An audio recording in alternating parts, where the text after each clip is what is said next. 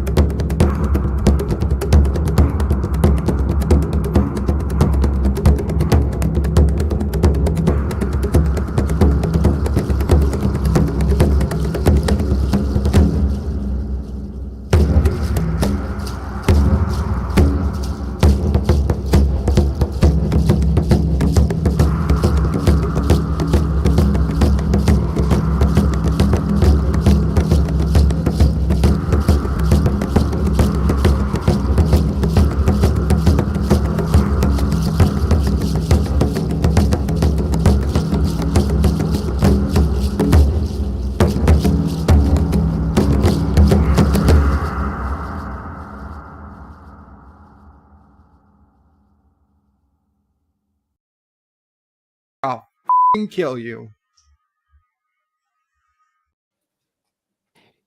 What made Bird so mad? Like, what is that a clip from? I'm just curious. I think Been that's meaning to just ask. Bird getting up in the morning. I think that's just Bird being Bird. He just hates life that much, huh? He just So- well, or somebody probably just mentioned me. Yeah. That's probably what it was. So when you guys get the notification, please retweet.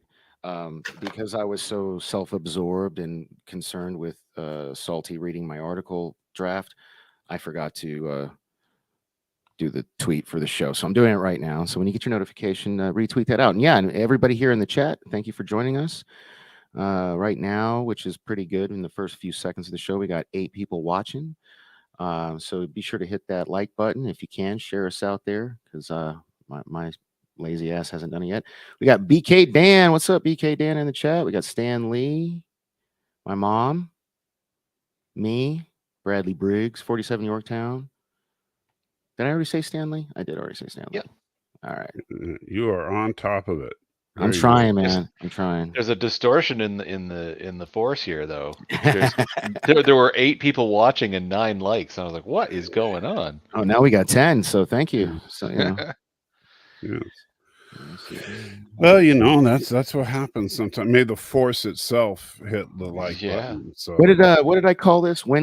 Star Wars Wednesday. Star Wars. We need something that like flows. Something. Hey man, Wednesday.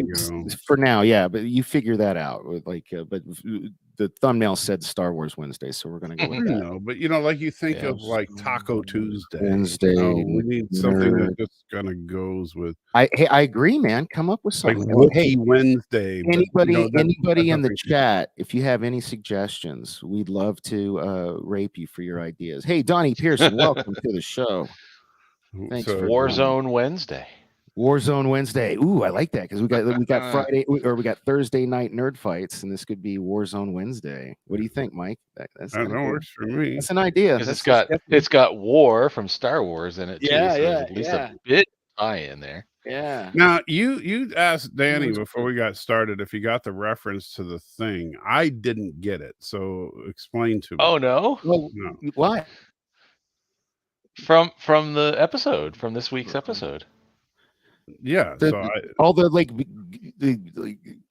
thing on the left, man, or his right. The dude that was ahead. Yeah. Yeah. Oh, okay. Yeah. Because there we go. Hatched and went and then scurried off. Yeah. Okay. He did it 2 different scales of that. Right. Like it was what are those called? What are those the crabs? They're like certain kind of crabs. A hermit crab. Oh, the hermit crab. Yeah. It was like a hermit crab, man. Yeah. Yeah. Sorry, I can't do 2 things at once. I'm still trying to do this tweet. So that's why my brain's slow.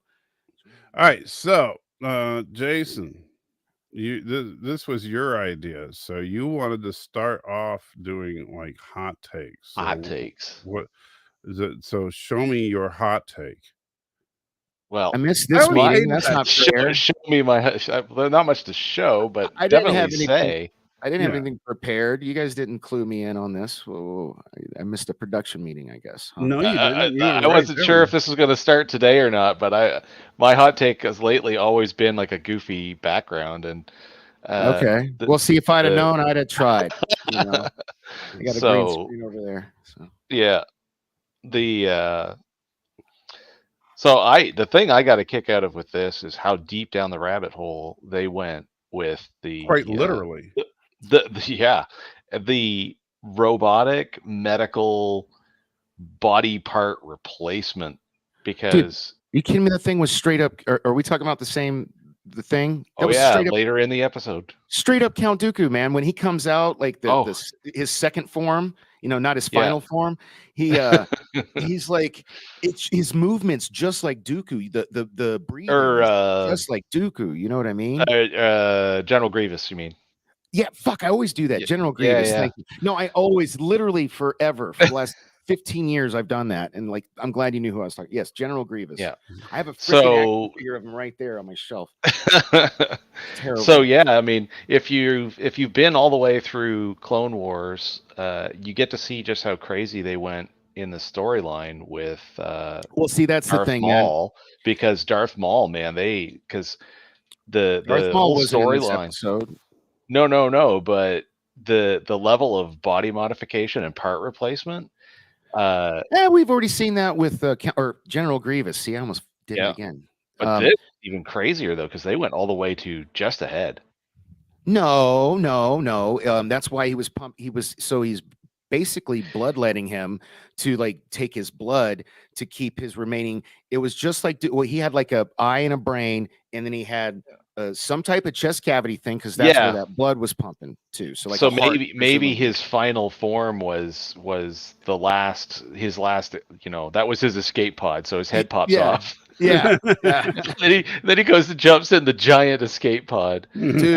But the thing for me that really led in with that is Bo-Katan Yeah. rocking the Darksaber because like a boss, dude, like a fucking boss. Because in all of the previous cartoon episodes, she absolutely knows how to wield that thing. And I love the fact that when you tie that back to the fact that Mando is still dragging that thing around like it weighs 5,000 he almost gets pounds. beat up by those orc snout troll looking MFers, you know, like. So for and he's me, got there's there's just so much tie-in. There's so much tie-in. That's right.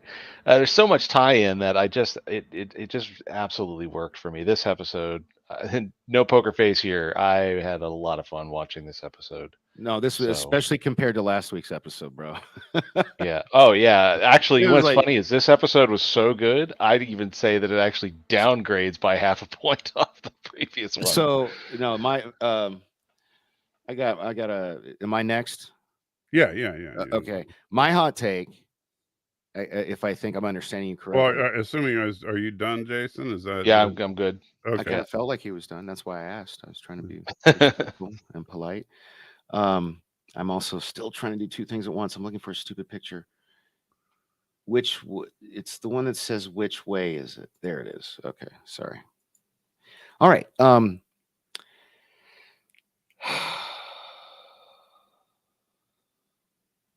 lost it, Michael. You go. No, it's your turn. All right. Well, I just put out that tweet. I told you I couldn't do two things at once, so you guys can retweet that. I had I don't know. Here's my hot take. They made such a big effing deal out of that specific stupid droid. Like it was like a plot point for the first episode, and it was one of my biggest problems with it, if you guys remember. And then he gets to IG-11, you mean? Yeah, and then he gets to toothless lady, snaggletooth chick. I don't know her name.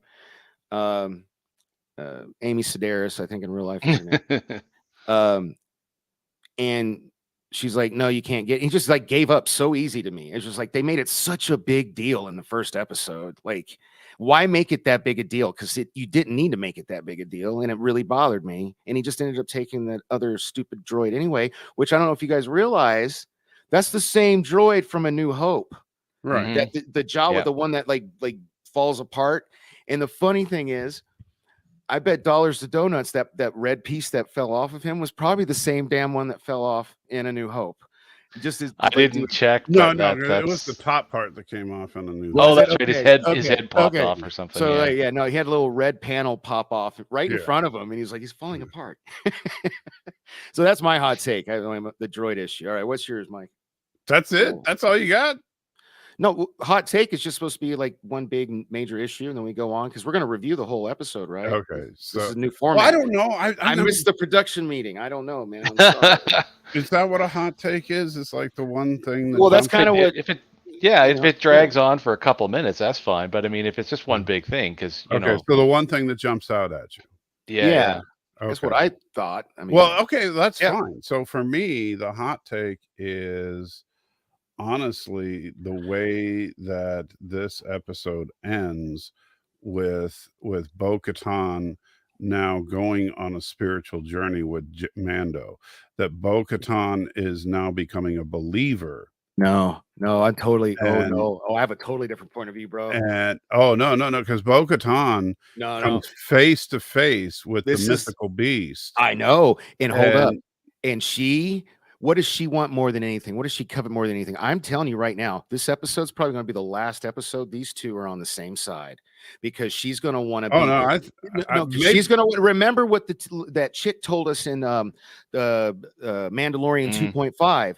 She was like, back in the day, they used to ride the mythosaurs, and then and the person who became the actual, his name was Mandalore. He was the first one to do so, and that's why they took on the logo or that the you guys know what I'm saying, like when she read at the end.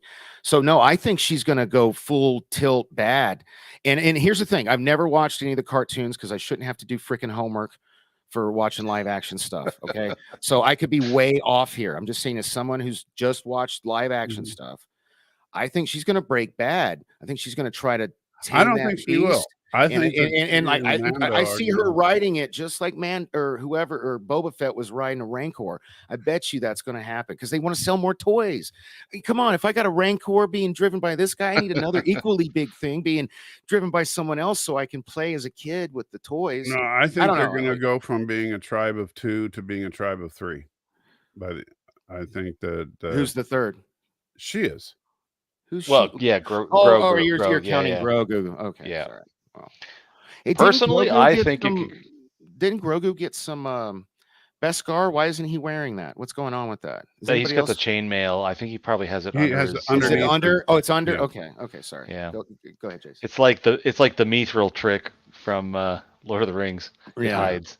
Yeah. Yeah, so in some point, they'll leave it there and we'll forget about it, and then it'll get stabbed and we'll be like, no, Grogu, and then we'll forget. No, you know what? You're absolutely right. You're absolutely right. Now, funny thing is I'm gonna go split decision. It could go either way because, to Danny's point on the homework, it actually does lean in both directions. She could act well if you actually had all the episodes watched with everything that you know about Bo-Katan. The only thing I know about Bo-Katan is from this show, The Mandalorian, and if she was in Book of Boba Fett. This is all I know. I know it's the same actress, apparently, which is cool. Yeah, she did the voicing. Yeah, that was just really, really cool that they pulled her in to do the live. And I've been getting shit for years from Ivan and Taj and a bunch of other friends for not watching it, but like, there's just so many hours in a week, man. You know what I mean? I know you can't fit everything in, that's for sure. But yeah, it could definitely swing both ways because she's been kind of all over the map. She really has, even in these last 2 episodes. So like, this is what I didn't understand. Please explain this to me. So, Mando's trapped. He tells Grogu to go to Bo-Katan. Am I saying it wrong? Is it Bo-Katan? No, it's either way. Okay, it depends on where you live. I get okay. So, and Grogu goes, and at first they don't know it's Grogu landing. They being Bo-Katan and her droid. Yeah, and she's all ready to give them a piece of mind. Well, no, not a piece of mind. Like, it seemed like she was straight up ready to fight his ass. Is what it seemed like to me. That's what I took away from it. And then she sees the cute little baby Grogu. Oh, yeah. And then she fell for the merchandising. And then just like went from I'm going to kill this MFer to oh my god, I'm going to save his life. Like, yeah, that seemed weird to me. Did nobody else think that was weird? I mean, it was a little. No, because you know what? I think here's my thing on Bo-Katan is that she wants to be left alone, but in the end, he's a Mandalorian. And so if he's in trouble, okay, I get so it's kind of like I'm pissed off at my my younger brother. I'm gonna go beat his ass, but if anybody else tries to, I'm gonna kill them. Kind of thing. Okay, all right, I get that. That works. Yeah, I get that. And yes, Stanley, that is exactly right. She is a Mandalorian atheist. She doesn't believe in the mythology of the Mandalorian. And so, and that's exactly what she said. Right. But then at the end, that's the thing. She sees it with her own eyes, man. Right. And that thing looked dope. It looked like, it's so like whoever did the creature he literally sees the Mandalorian god, if you will. And the Mythosaur. Yeah, which is a lazy ass name. It's like, it's like, I know. Come on, the Mega Class Star Destroyer. Yeah. But yeah, no, I think she's gonna. Yeah, I still think she's gonna break bad. But like, it was funny because she was scoffing at him beforehand, and she was reading the thing sarcastically, and then when she dives down to save him, and she sees it, and she like, and all those bubbles come out of her mask. Like if we could have actually heard her, she was like. Like she freaked out, like she's like, oh my, in that instant, she's like, oh my God, it's all real. Well, imagine the calculus just imagine, Danny. I mean, you are the atheist on this panel. Yes. So imagine if I was going to get baptized at a church because I felt like I needed to get rebaptized. and it looked that's like one of the benefits of being a Christian. You can do all kinds of heinous shit, but if you go get baptized, you'll still go to heaven. It's one of my problems with it, but whatever. Dan, hey, you brought it up, bro. I'm not. No, come on, dude. You don't have to use this to make a snide comment. Okay. I apologize for using the S word, but my sentiment remains the same. Okay, look, I'm just saying. So, and the exact thing, like I'm getting in the baptismal and it looks like I slip and fall. And since you're my friend, you jump in to help me. And when you jump in, you literally see an angel. You would freak out. Yeah, man. That's a great analogy. Okay. Yeah. Right? That's a great analogy. That's what happened to her. Right. Yeah. Yeah. So what do you do with that knowledge? Right. Well, you either embrace it and you actually go full on like what Mando's clan is like, or you see this as your new opportunity to be the true rebirth of Mandalore. That's what I'm saying. She's going to do, bro. That's what I think. Because I could tell you from the cartoons, when the Darksaber showed up. Oh, before you say that. Oh, sorry. No, because I don't know anything about the cartoons. All I'm just saying is based off what I know, like she does have certain beliefs because she would not just take Darksaber, so and she would not just take it from him because it had to be won in battle. Like they did a fairly good job of explaining that it had to be won in battle, and Mando didn't want to fight her, and then this season she's kind of bummed out because looks like Sasha Banks and the other person left her because she didn't take the Darksaber because she's all by herself moaning on her throne.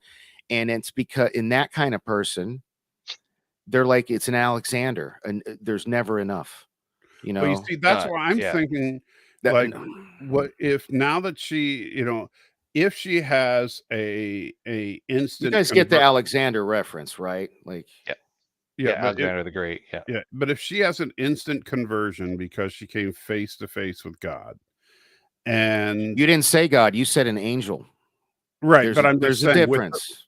Lowercase g here. She came face to face with the Mandalorian God. Fair enough. Right. The literal symbol of Mandalore. Yeah. And so she realizes that all the stories are true. And so really, let me hold it. I'm sorry. My mom said something interesting. No, we're not getting into that. We're not turning this into a theological discussion. Okay. Sorry. We would totally go down a bunch of rabbit holes. Okay. Well, I'm going to just remove that comment then. No, don't remove the comment. Don't remove the comment. I won't. It's just I get more people talk. I don't want to see that. Let it move up. It's triggering. Is that your double down? Is that your problem today? Yeah. Oh, they did. By the way, they did have the double down. He and Cece had the double down, and they loved it. Oh shit, dude! What's great? So, from the KFC. So that's so funny you brought that up. So I have a tiny tummy. The thing is huge, so I couldn't eat it all. I literally ate. I ate half. You'd have to. I ate half of it. So then this morning, chunk the rest of it into the side of your face. Nah, fuck that. No, here's what I did. I'm telling you, this is delicious. I'm about to give you guys a life hack. So this morning, I fried up 2 eggs.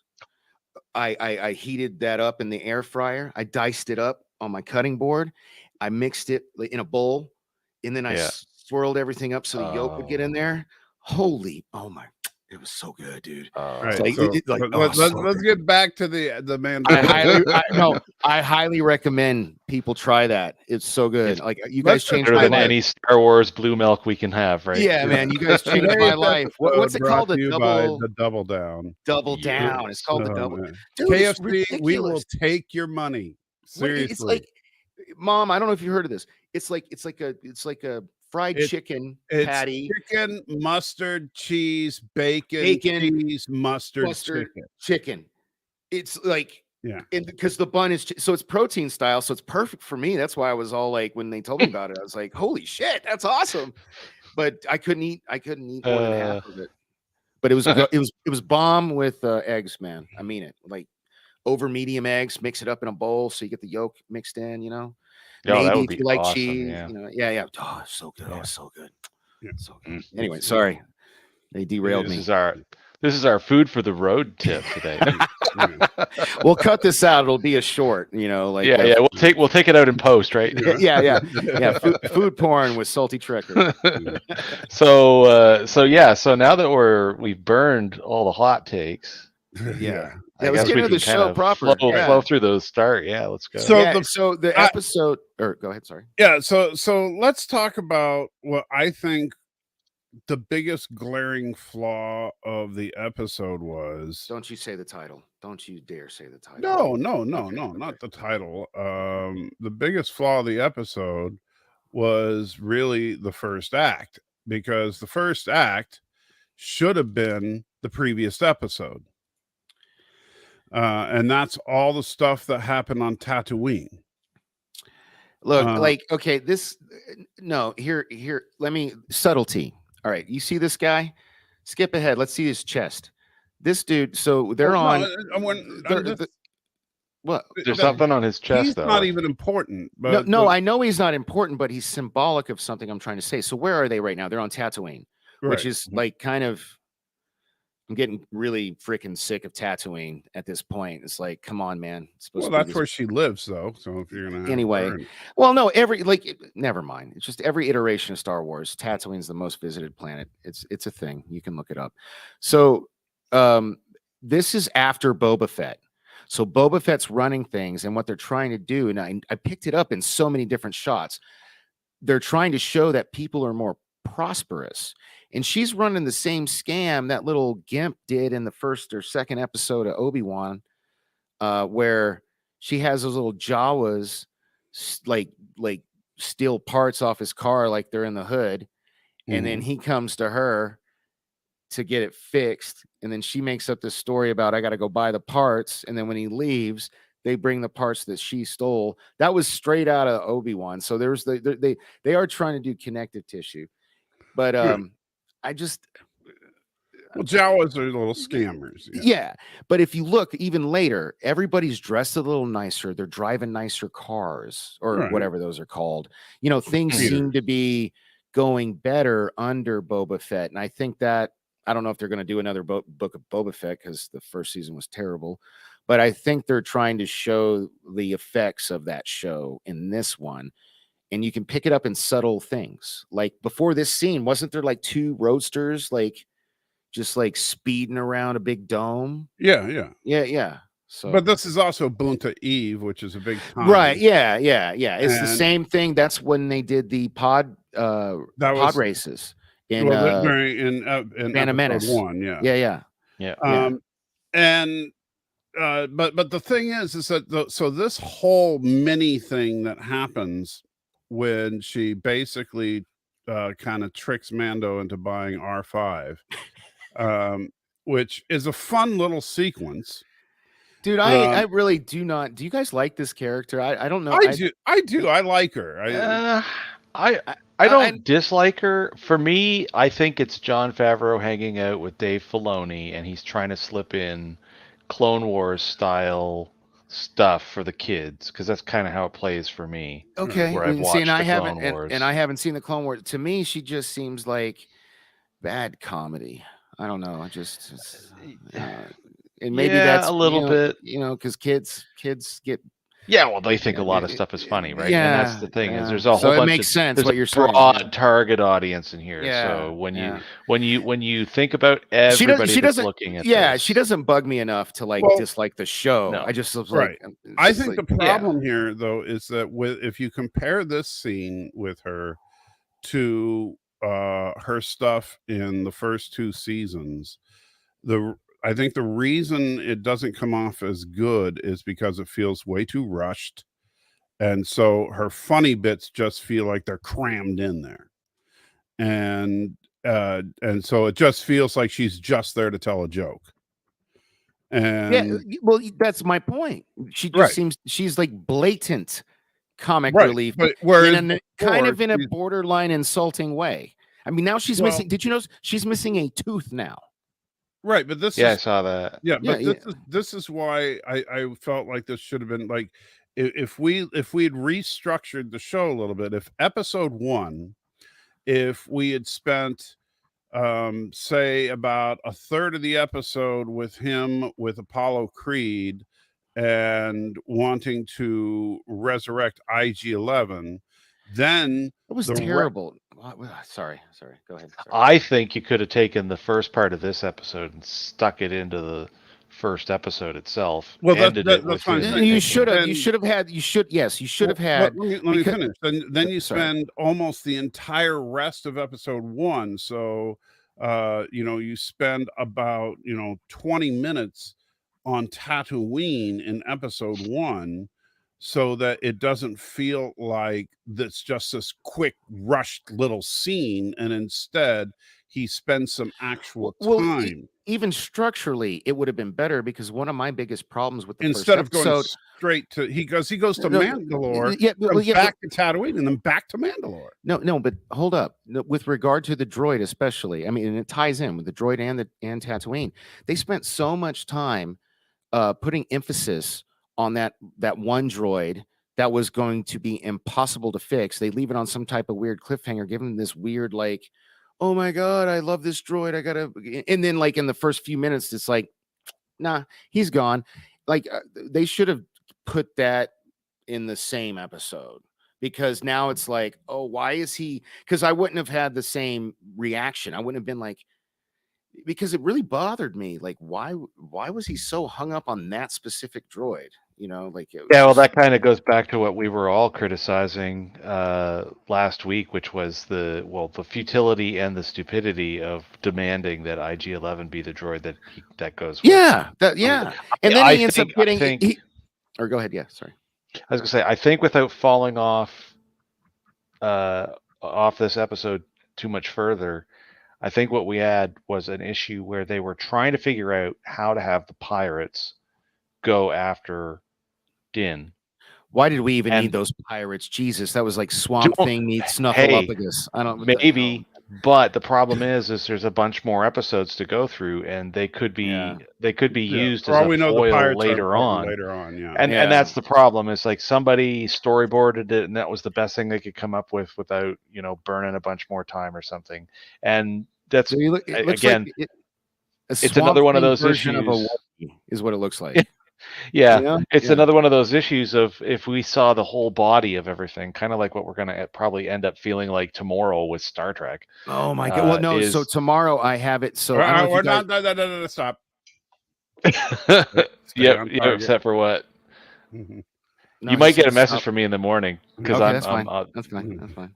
Because I'll be watching it first thing. So I will. Yeah, she's gonna wake me up at. I mean, she's gonna wake me up at 3. O'clock.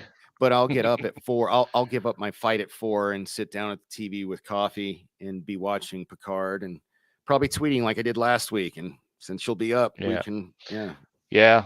But we can live tweet it. So so this is the constant problem that we start to run into is there's things that feel like that complaint you see. There's someone's got a good clip of it. I never get the text right when I say it out loud, but it's that. Something must happen for plot to continue. Right. But sometimes that's not nearly as bad as you think it is once you realize what they were actually setting up. Right. So I think as we keep going through the show, maybe it'll really fix itself. Stupid that he gets in his space car, he drives to Mandalore, then he drives to Tatooine, then he drives back to Mandalore. All to just take a totally inappropriate droid, according to him, to be used to go and test. That's the breaking part for you, isn't it? Like what? Like, but if why even have episode 1? Seriously, like almost. But if his whole thing was he had to have IG-11, why wouldn't he go to her first to get the part and then go to Mandalore? Like, it seems like if I'm like trying, if I like, I go. Hey, did I say hi to Captain Fandom Nerd? Captain Captain Fandom Nerd here. Yeah. Hey. Thanks for watching. If I hit that like button. If I know I need the memory board for an IG-11, so I'm going to go to her. Then I just no, I don't get this. The whole, like, that was my biggest problem with episode 1. Right. Like, that makes no sense. No sense.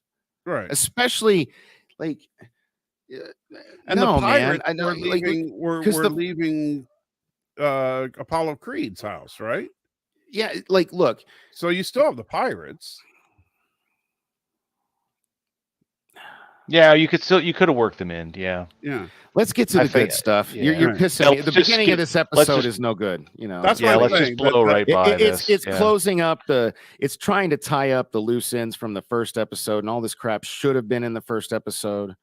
Yeah. So let's jump to Mandalore. All right. So after the intro, they take off and they go to Mandalore, and they watch. And I gotta say, so with this scene, you talking about the one where he's flying through the atmosphere and he's blinded by all the rain and he's no. So this scene here where they land and this is after that. See, you missed all that. That was intense to me, man. Like, did you not feel like?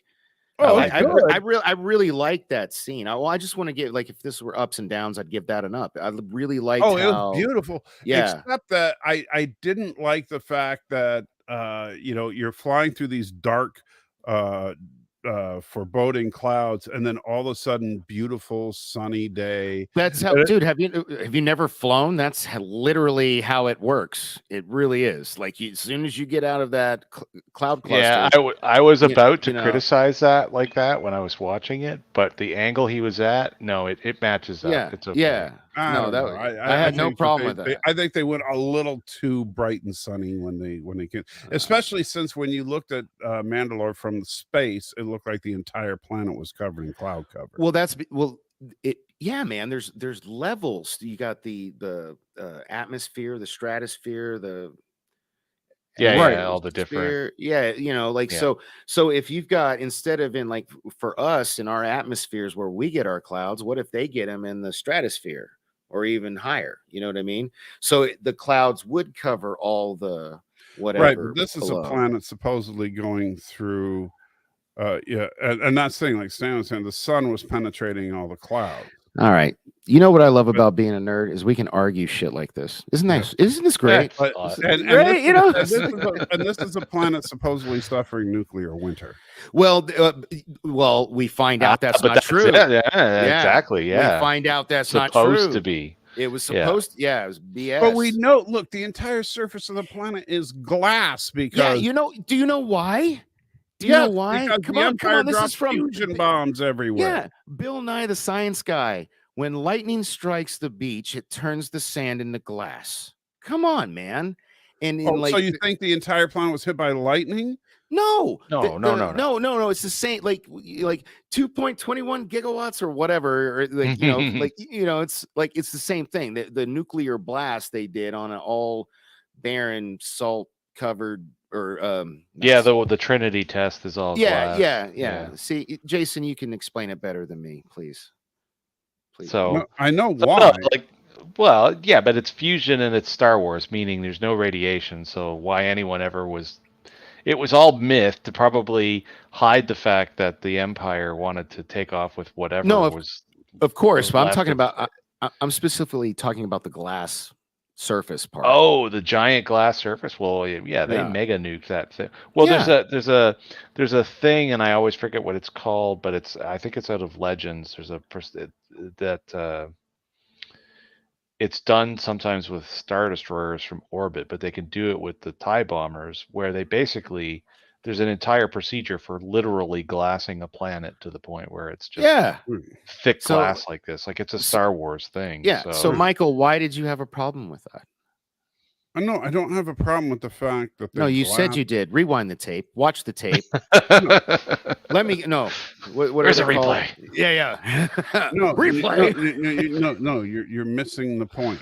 Okay, my problem is that the planet should be going through nuclear winter. My problem isn't that the surface. Why should it be going through nuclear winter if they that was the lie that was told to everybody? But in reality, what happened was they basically had the equivalent of a lightning bolt striking every single piece of land on the planet at once, which was their nuclear attack. If and you it turned drop everything that into many glass. fusion bombs on a planet Okay. to where you glassed the entire surface of the planet, which is what happened to Mandalore. If you actually did that to the surface of a planet, then can we just relish in the fact we're arguing over this? This is so cool. Sorry. then you would not be able to see this much light on the surface of the planet. Okay, so we don't know, man. Like I said, yes, we do. No, we don't. No, we're in fantasy land here, though. Yeah, no. It's like Space Wizard land. The effects of that could have gone up into an upper echelon of the atmosphere, and that's why. And it would be blocking the sun. That's what nuclear winter is. God yeah, but they did it 30 it's years. Fantasy, and you made me say GD. I'm sorry, Mom. I'm sorry. they glassed the place 30 years ago. Is the thing. Well, there's that too. The myth was kept up because they made it seem as though the entire place was not just nuclear wintered, but poisoned as well. Because of course Bo-Katan was going on about. So hey, that. I just want to thank Martin Devon. Thank you for joining the chat. We appreciate you. Don't forget to hit that like button. No lol. All that stuff. Yeah, all right, well. So no, anyway, I mean. Yeah. But my thing about I literally have nobody on my channel, by the way. So I have my channel on this screen. I have yours on this screen. And there's literally nobody in my channel. But it's all good. It's fine. I appreciate you doing this for me. The funny thing about this shot to me was I was just waiting for something like a lightning bolt to take out R4, or a crevasse to open up and kill him, or a monster to swallow him. Did you say a crevasse? Yes. Isn't that like a crevice? No one gets to make fun of my boot. However, did you? Whoa, hold on, no, please. I'm just curious. Are we talking about? I just want to. I'm not going to say crevice, crevasse, however you want to say it. Okay, it's a crevice. I was expecting something to yeah, nobody gets to pick on his boot anymore after that. Will you shut up for a minute? I was expecting anything to insta-kill R4, especially after Mando said he'll be all right. Here's the thing.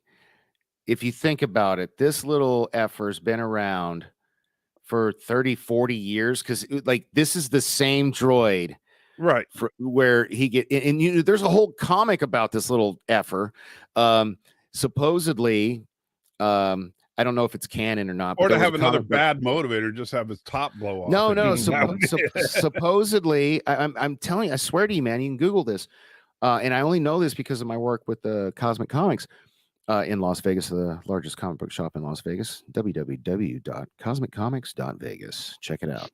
Buy online, no matter where in the world you are. All right, it's for my friend Brian. Anyway, so no, I read a comic. This little bugger, he supposedly, according to this comic book, he blew the pieces off or his head gasket off in front of Luke on purpose because he was force sensitive. And he knew that R2 needed to go on that journey. Yeah. But there's a lot of debate in the nerd community whether that's actually canon or not. That's why I appreciated this. And I did not think this dude's never going to die. He's going to be like R2. He's going to be around like another 100 years, He's like the broken floaty bot from the Black Hole movie. He's like he falls apart all the time, but nobody wants him to die. Yeah, exactly. But I did love how, as usual, there he is clonked over in a cave because, of course, they did the dramatic. He fell off the radar, and then I actually thought he went for a full-on Wilhelm scream fall all the way down into the underside of the city. Come on. That's the problem with these droids. He would have been destroyed. I just thought it would have. Why doesn't he have rockets? No, that's what I was about to say. Well, we didn't know R2 had rockets until the prequels, which is kind of effed up because they're before the. Thank you, retconning. Yeah, right. So this guy clearly, I don't know. He looked like an older model. He looks a little older than R2. in theory, he'd be newer. He's R4 if you follow the iPhone so thing. Maybe they go backwards in the Star Wars universe, you know. So I don't see why there's any reason why he wouldn't be able to fly just as well as R2. Well, he was kind of a chicken. You know what? You know, like, see, I am really trying. He didn't even want to eject from the ship. Like as soon what I was thinking they were going to end up doing, and obviously they didn't. But like if I were writing the show, which obviously I'm not, when he said, hold up, Stanley. Yes, they did do it. In fact, if you do me a favor, brother, would you Google it and get the name of the comic, because they really did do that. It was the Marvel Comics Star Wars comic. I remember that. I just remember reading this at some point in time in my life. Yeah. You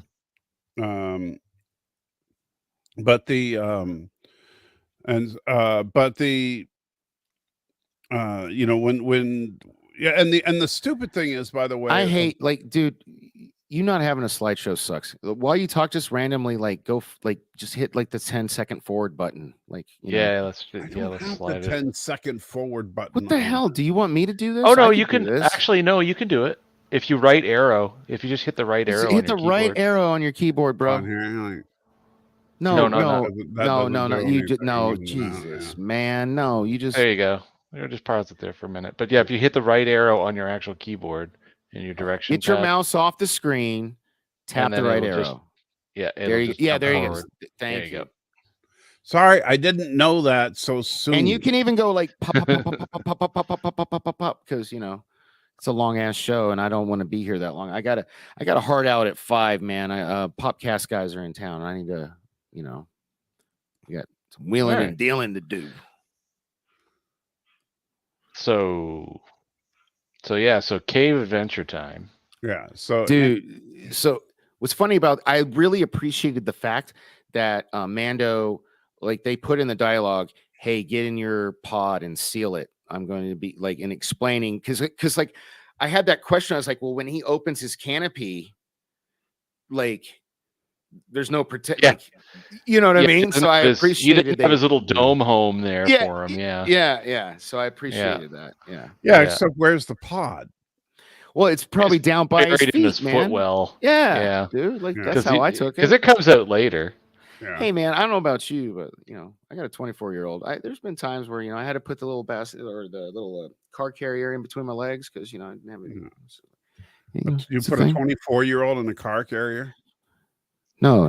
Sometimes it's like a 4-month-old. So then he gets attacked by Morlocks, which dude, and he's reference. He's so clunky and lame with this thing. That's why it's so bitching later when what's her name? Bo-Katan, yeah, it's just like a beast. Well, because he hasn't learned yet that you need to stop fighting the sword. I don't think he deserves the sword. I think that's the thing. Yeah, here's the thing. No, I agree. So here's the thing. And I haven't watched any of the cartoons. So after I say this, Jason, tell me if I'm an idiot or not. So the reason I think that she's going to break bad is because she's all butthurt over this sword thing. And then she's got to be the bad guy because he's the good guy, because he's got the cute, cuddly, merchandisable toy Grogu, and they're going to fight. And even though I'd actually think it would be a better story if she won and killed him and got the sword, but they never let the bad guys win. So he'll finally earn it and kill her and be just as badass as she was in this episode down in season 4. That's I'm calling it now. There's one.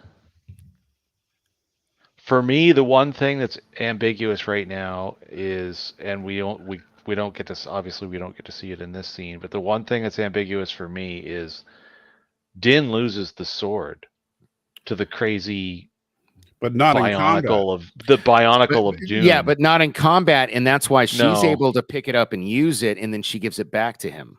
Yeah. So I'm kind of wondering if there's not going to be another incident. First of all, never mind. Sorry. I don't know. So it's just bullshit anyway. Like the sword's not gonna like. Obviously, it works for her. Like, why didn't she? No. She should keep it. Yeah, like, that's that whole. But that's the Mandalorian lore, and that's why I'm of both minds. With Danny, you think that she's gonna go full bad, and Mike's like, no, this is gonna hold fast. Is because and you're also not taking into account the most important factor, Danny. What? She has ovaries. The hell's that got to do with anything? Nothing. I mean, she can't be evil. She's awesome. No, she'll be evil. No, man, no. The first rule, of modern writing. Dude, okay, man. all right. Hey, man, let's do like. Oh no, hold up. Seriously, I do this on my wrestling show. I want to make a bet, but it's not for money. Wrestling. No, hold up. No. It's same principles applied. Just hear me out. All right. So obviously, I won't be able to do it with you in person. I can do it with Johnny in person because he's here. So I'll just have to trust you and take your word for it. But it's a hot wing challenge. Yes, I know you've met. I don't remember, you bet me something with your hot wings before, but I don't even remember what we bet over. Man, I'm telling you. All right, this is how serious. Someone's got to eat a hot wing if they're no, not just a hot wing, the like FML hot wing. You know what I mean? Because I don't want to cuss on his show. So I've got some pretty insane sauce in the cupboard. There you go. You don't have anything. But no, man, I and again, I haven't watched the cartoons. I don't know Jack Diddley squat. I just think from what I've seen, she's going to break bad, and she's actually going to end up being the main antagonist by the end of this season. That's what I'm calling. Oh, that's your bet, that she's going to be the main bad by the end of this season. Yeah, and you think she's going to be a good guy. And if I'm wrong, I gotta eat. I gotta eat ghost pepper. Well, at the end of the season, ghost pepper. I'll eat. I'll eat whatever. I'll eat. We gotta go. We gotta go straight to Carolina Reaper here. We're not. We're not doing something. All right. I like my saliva glands to live. Yeah. No, man, I'm good. We gotta do some with Carolina Reaper. No ghost pepper wuss. My long hot take on this idea here is that she may not actually go bad in the sense of go against Din, but I think she's going to rise the Mandalorian Empire, and the entire empire will be malevolent.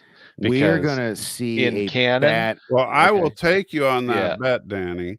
All right, take me, because we're going to see a badass fight. My witness. We're going to see a badass fight between Din and her, and it's going to be epic. We may see a fight. No, we're going to see a badass fight, not just a fight. They're going to try to kill each other. Hold on. They are going to try to kill each other. That is not. No, I know that's not what I said. Like, no, I know. I'm not backtracking. No, but he just thinks that's how far it'll go. Yeah, I just think it'll think it's going to be like you epic. Said she's going to be the main antagonist. I don't even care and if Jason she loses. Is the judge.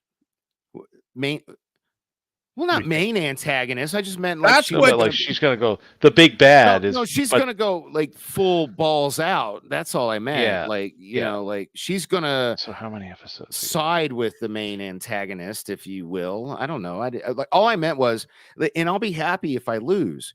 I like because I want her to win, but she's the bad guy. If you notice think about how he's moving the goalposts now. Okay, you know what? Whatever, man. I don't care. April 19th, we find out. That's when it's all over, baby. First of all, I love spicy food, so it's not really fair. It's like, you know. Yeah, I know. You keep saying that.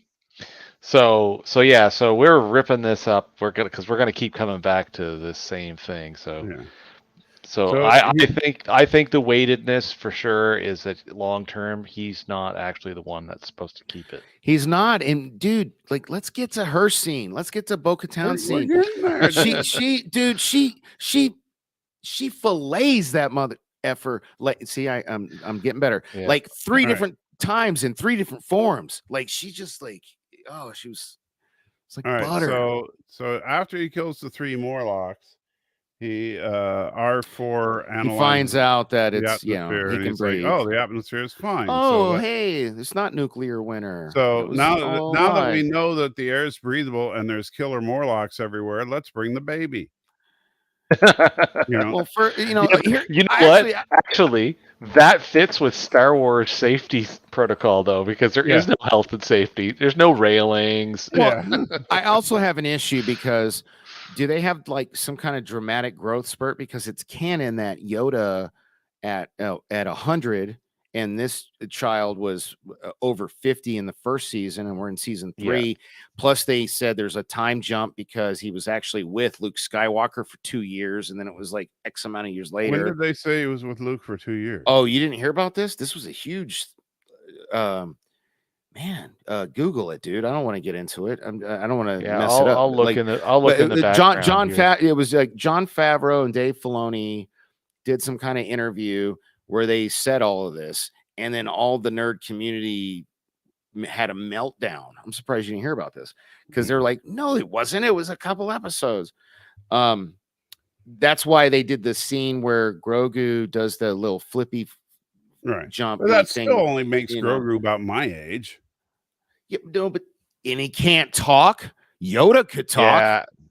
Come on, man. What's going on with that? I don't know how they're dealing with that. Yeah, that's bugging me. If he's like 60 years old or close to it, and Yoda was training MFers at 100, like, when you gonna speak the language, bro? I don't mean to be like that, but you know, if you're here taking our jobs, he's still got 40 plus years. You know. All right, man. Well, it needs to be addressed. That's all I'm saying. Yeah, somebody's got to figure it out. Maybe Grogu's a late bloomer, you know. Yeah, he's one of those that they don't talk at all till they're 3, and then they don't shut up. That happened to me, actually. It actually, you know what? Yeah, never mind. I don't want to bring the chat down. So they're exploring the city, and you know, there's killer flying crocodile things. No, it was in the like a sewer hole thingy, right? Like, yeah, it was like taking a nap. It was. Yeah, I actually thought it looked cool, man. I didn't say they didn't look cool, but I'm just. You told me to hurry up. I'm trying to hurry up. It's a well-dressed scene, that's for sure. As they get down in there. Yeah. And I know for me, being a cartoon watcher, there's so many little member berries as far as Well, then hey man, like share them, educate me, bro. I don't want to watch that shit. Almost everything you see in here is a messed up, dilapidated version of things that we saw that used to be in the Clone Wars. For just 2 seconds here, I want to do. I'm gonna go. It's totally Star Wars, but I'm gonna go completely off target. Season 7 of the Clone Wars is a giant time leap. How many seasons are there, if I may ask? There are 7 in total of Clone Wars. Oh, so the last season. Okay. Yeah. So season 7 is a giant time leap that brings you. Half of the season happens basically at the end of season 6 of Clone Wars, and the second half of the season 7 is effectively a 2.5. It's a 2.5 hour movie. Jesus, man. You don't go away. It's a 2.5 hour movie of everything that was going on with Ahsoka at the exact same time as the movie the Revenge of the Sith. And in that giant block of time, Ahsoka wasn't in Revenge. No, she wasn't. No, she wasn't in Revenge of the Sith. But one of the things that they do with this giant 2.5 hour, it's like 6 episodes long, so it works out to like 2.5 hours if it was a run. Can you send those to me? I might actually. I'll send it to you. Actually, because like I'm really looking forward to the Ahsoka Tano live action. Yes. There's a reason why everybody's that's jacked. That's why you want to watch Clone Wars, though, because Clone Wars. Clone Wars. There's just so much. There's too much. Tons. Yeah, it's like it's overwhelming. Like every time I've tried to go start and I see like how long it would take me, I'm just like, I'd rather. I love the series, and I've only been able to watch the thing all the way through twice. Like it takes a lot of work. But anyway, as far as it relates to watching Mando, the last 2 episodes spend almost their entire time in the capital city, which is where we are in this episode of Mando. and you actually see the giant. You see the giant domed cities.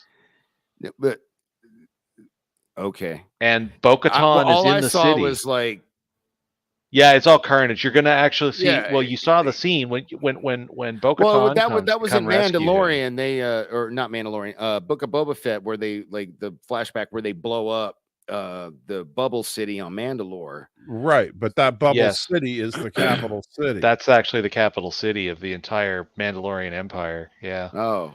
And that's actually that big circular area that they fly over is what's left of that bubble city. Yeah, when Bo, but it was all underground. It was all under. No, it was all under that bubble. Into the ground. They were slowly turning. It was covered by the glass. Yeah, they were slowly turning the planet into an ecumenopolis, like Coruscant is. Like, you know how Coruscant is like a gigantic city that's 1,000 levels deep everywhere. Again, I just want to say, or acknowledge rather, how awesome we're nerding out off some ridiculous stuff. I might as well be talking about Dyson spheres. And right. Yeah. I love you guys. So seeing all this stuff, this is like the last time we really saw this area for people who've consumed all of the Star Wars content. Mm-hmm. This place was on fire. Darth Maul was here, was fighting Ahsoka for the last time. Was this Darth Maul with his fake legs? Darth Maul with his robot bottom and everything. Yeah. Okay. Yeah, there was that's why, like, all kinds of nonsense going on here. So for me, there's got to be a definitive list. Hold up, man! I cannot watch all 10,000 episodes of Clone Wars. I can cut you together a few episodes that you should watch. There's got to be a definitive list of what to watch to Yeah, I'll work it out for you, and I'll send you a short list of stuff. Yeah. So member berries. Oh, this whole city is a member berry. Like it's just, it is the berry. So, well, then let me ask you this. So when they go down to the water thingy, and she's like, "Let me give you the full tour," and she reads that. Had that plaque thingy ever been read before on any of the cartoons, or? No, because had we ever seen the cartoons actually set us up just as much as we see Bo-Katan in this live action series, that most of Mandalore considered everything to be old and myth and probably not true. And then there's Death Watch, which is actually the precursor to. Well, Bo-Katan is the leader of Death Watch, isn't she? No. Death Watch would be the people that believed like Mando does. Yeah, they're super crazy. They're considered terrorists. Oh, yeah. That's why, that's why she Mando. hates. He has no idea that Death Watch saved his life on that planet. Yeah. Okay. So that's where this all starts to make a little bit more sense. Right. And so, that's the thing, is that his group was considered basically like religious extremists. No, I gathered that, but I didn't realize that he was on the losing end of that fight, Yeah, it goes pretty deep. Yeah. So her group was pretty much the norm. So the billions of people. Really? So Bo-Katan's was the norm? Yeah, Bo-Katan. Yeah. Man. Okay. Well, maybe no. I don't know if I want. Damn. Now you see why. Yeah. I feel so twisted on it. Why I'm like it could go either way. She couldn't be the bad guy if that's the case. So she could easily go either way with this. Hope you enjoy your wings. I don't want to I will. First of all, second of all, I don't want to have to do freaking homework when I'm watching a live action television show or movie. Like I don't want to I don't want to have to feel like it. I don't want to watch a freaking cartoon. But that's what you get when you have the guy that made the cartoon making the live action show. Or involved with it at least, because this is all done by all right. Well, let's get to the good stuff. Come on. Right. So let's get to the Bionicle here. He's about to get swallowed by the Bionicle. Bionicle, you have kids. So Mando sees a mostly buried Mandalorian helmet in the ground, but of course that is bait. Well, it's not just that; it's charred. And what the hell could char Beskar? Like, well, whatever it is, hot it's stuff. big and ugly and well, hungry. no, I mean, like they did a lot to set up. Like, this is a legitimate question. Hold it up. Well, how about fusion bombs? Yeah, heat of fusion. That'd work. All right, yeah, Yeah. okay, thank you. And it didn't totally melt because there was Yeah, but nobody it was there all with a little like bottle of drugs, though. Yeah, it was like it was messed But up. I would yeah. say fusion bombs ought to do the trick. All right. But you know, and Hey, so, look at this. We got Gorilla's random thoughts in the Hey, chat. Gorilla. Hey, Gorilla, thanks for stopping by. Please hit that like button for us and so and what a great pause there. You see the needle getting ready to go in his neck there. So this guy has a wonderful little grabby thing that grabs Mando and injects him with some kind of sedative so that he doesn't even have a chance to fight. And this big crab monster thingy. Yeah, the crab monster thing. Yeah. And just kind of carries him off. Now Grogu is very smart and immediately takes cover and then stays back. So rather than trying to engage, or maybe he was just being a scaredy cat. No, I think if I was the size of 5 apples, I'd probably hide too. Yeah. And so Mando is kind of in and out of consciousness while Grogu, in one of the most adorable yet frightening scenes in cinema history. And where are you going now? Come on. No, I'm here. You can hear me. Yeah, but why you keep hiding? Stop hiding. Because I don't want to get my ass beat by my fiance. Don't do that. Well, you know what? Then I'll be back. I'll go outside. You guys talk. No, you don't forever go anyway. outside. You know, you got to work on this guy. Professionalism, folks. Professionalism. Hey, man, it's my union break. We don't have a union. My union break. You're running long. Taking my smoke. We're not running long. We won't be running long for another 54 minutes. We're actually doing pretty good. Yeah. We are definitely not running long. Some people. All right. But yeah, on a side note, for sure, I think if somebody doesn't have a cheat sheet list of what to watch in general, if you don't want to watch the whole thing, I think I will actually sit down and kind of pick together some of the more marquee episodes that really drive a lot of the storyline through. Well, especially as it relates to the Mandalorian, because you need that Mandalorian lore. Well, I would say you'd want to look at all the stuff with not just Bo-Katan, but then you got to look at the because we got the Ahsoka show coming. Yeah, well, I'll tell you what sucks a lot as far as like the nerd part of my brain goes. I need to tell him to watch all of Rebels because there's so much Mandalorian. No, I will not do that. No, I know exactly. Well, I'm not saying just for you. I think we should dude, like we need to. Yeah, no. For people in general, there needs to be like a hot list of something. There needs to be a list, and I'm telling you, Mike, whenever you're ready, I'll give you a free website. You just need the domain name. You can get that for like $2 a year. Yeah. And you actually, I think you can even get it for free through Google right now, but it's going to be some convoluted thing like saltytrekker.business.site, but it's free, and we can put that list there. You know what I mean? So it's always there.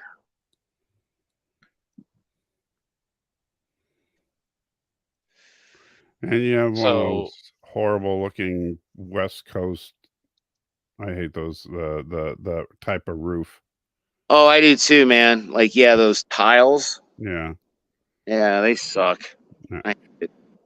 You can't see it, but we were just talking about how Grogu is got the most adorable yet frightening scenes in cinema history here as he's on foot sneaking around. Dude, did you notice I noticed the animatronics seemed to be better with him, like with his eyes especially. Like he looked more real, even though he's practicing. Did you notice that? Yeah, Well, I find that they've stepped it up this season. Not only that, but keep in mind this whole sequence is probably one of the most tense things I've seen in a very long time in either film or television. And it's basically a puppet show we're watching because Grogu is a That's puppet kind of show. mean. That's not. No, well, come on. Grogu is a puppet. Dr. One Eye is a puppet. Well, no, animatronics is different from a puppet. When you say puppet, I think the Muppets. You know what I mean? Yes, there's nobody's hand up his butt. Yeah. Well, you have to consider puppetry. Controlled, bro. He's radio controlled. That's actually considered puppetry nowadays. I can't see that. It's so dark. It's modern puppetry. Being dark, but that's really dark. Yeah. Well, yeah, I mean, because they got their lighting cues from Star Trek. Actually, before we wrap for the episode, I do have something to say about lighting. An interesting observation I made today. But keep in mind, I mean, yes, it's very dark, but they're also deep underground. I literally can't see anything, man. Like there's that's a black. You're outside. You're it's daytime outside still in the blazing sun in the desert, looking on a phone. So it's like a big bucket of, challenge accepted, right? Yeah, whatever. All right.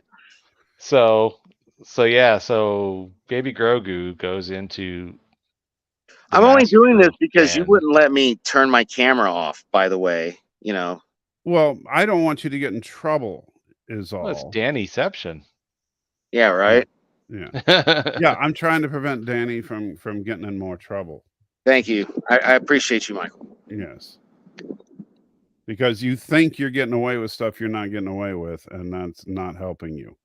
So my question I have, as far as how nasty this hallway is, what is on the ground that Grogu walks by? Because I'll tell you what, look like other Mandalorian helmets. No, there's something gooey on the floor. Yeah, it looked like melting residue of vaporized bodies to me. Yeah, I was gonna say, I think it's just the gooey residue of other victims. Yeah, I was gonna say this is definitely probably other Morlocks. Not TV everyone. Yeah. Yeah.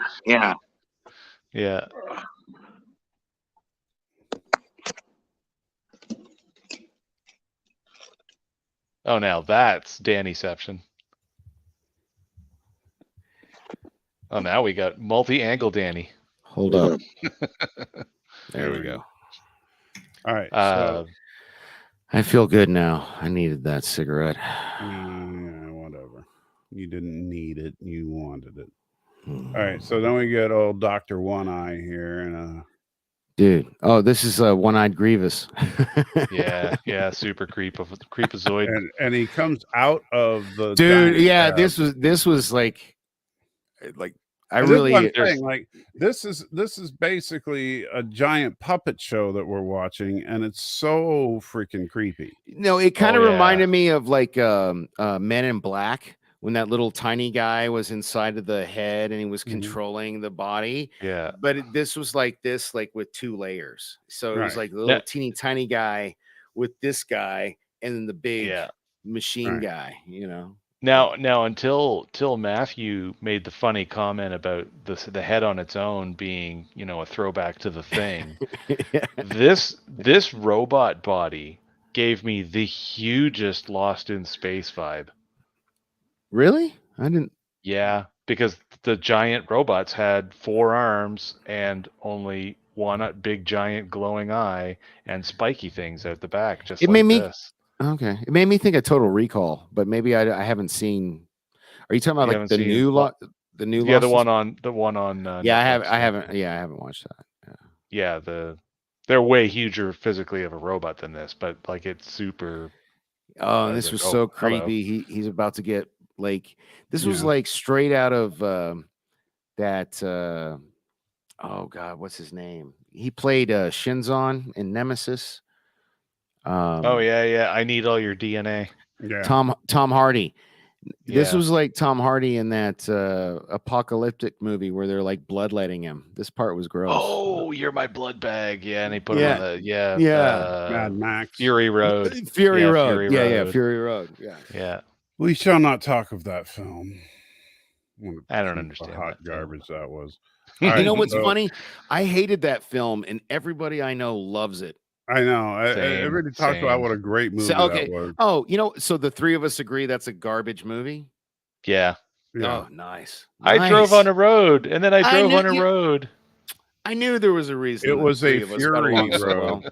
Yeah. Oh, what's your name? Furiosa. Furiosa. Yeah. Fury Road. Telegraph much? Yeah. You guys just made my day. Yeah. So anyway, so then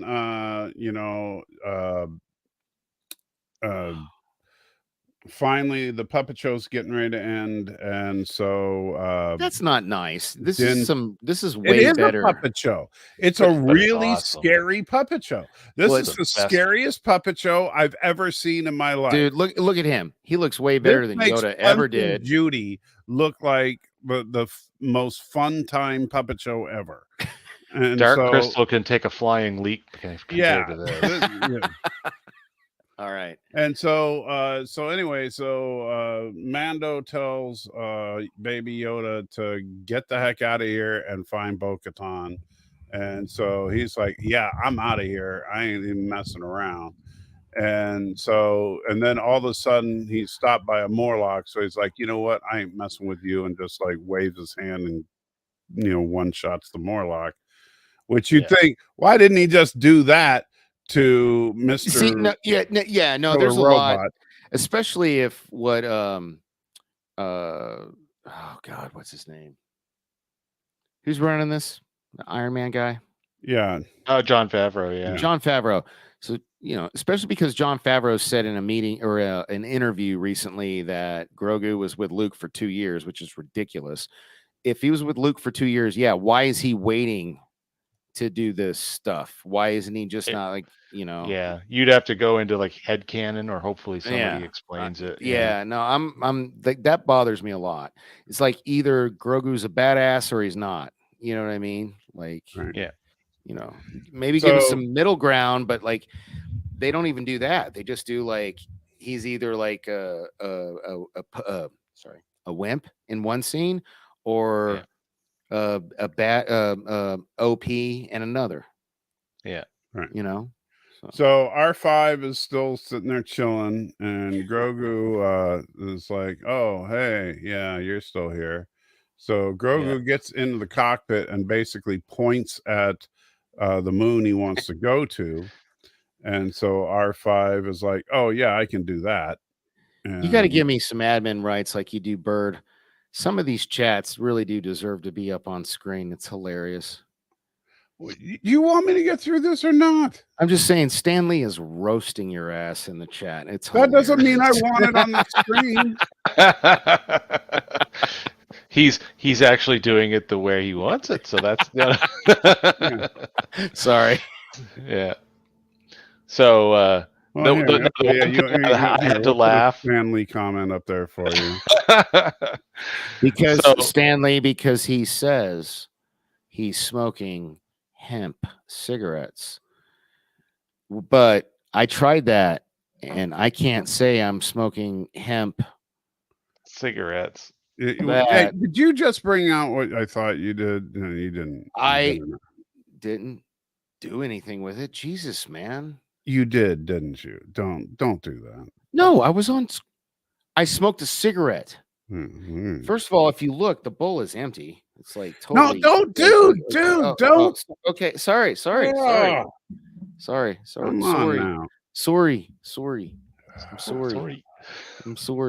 It's for Jason. Stealing from my bag. I'm sorry. Not okay. The one thing I did like before Grogu took off, and I had a good laugh with this, is I love how they keep up the trope of the dumb animal does not understand glass. Because that flying beast was just face gnawing the side of the cockpit like he was ever going to get through. Yeah.